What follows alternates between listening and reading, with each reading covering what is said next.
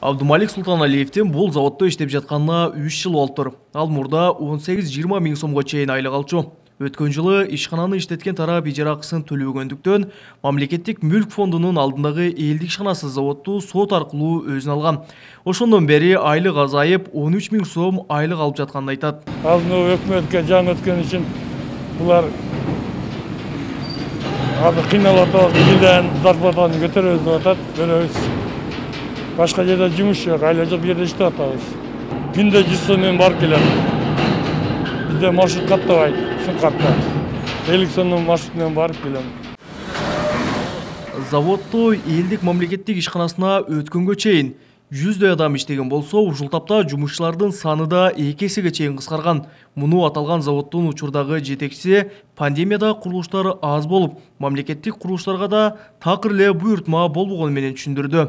Жанагы канчалык бизде заказ көп болгон болсо, бул завод 2 смен деп 3 сменге чейин токтобостон иштегенге мүмкүнчүлүгү бар. Болгону бул ушул заказдын аздыгынан быйыл ушу бир гана смен иштедик, 50ден ашык адам.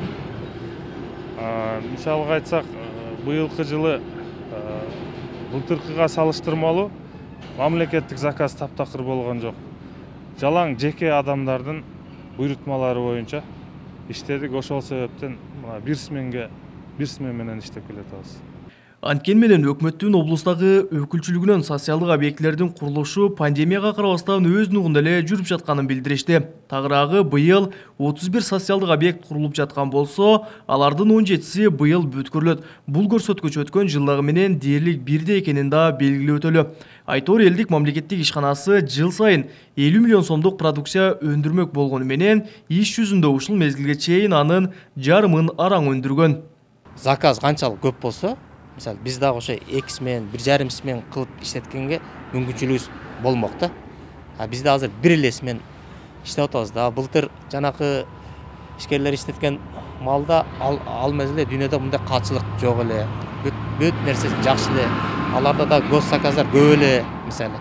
Эске салсак, өткөн жылы элдик мамлекеттик ишканасы Жалал шаарындагы курулуш тетиктерин чыгарчу заводду жеке ишкерден 16 миллион сомдон ашуун ижара акысын төлөбөгөндүктөн сот аркылуу өзүнө кайтарып алган. Бирок ушул кезге чейин мурдагы ижарачылардан акчасын өндүрө албай келет.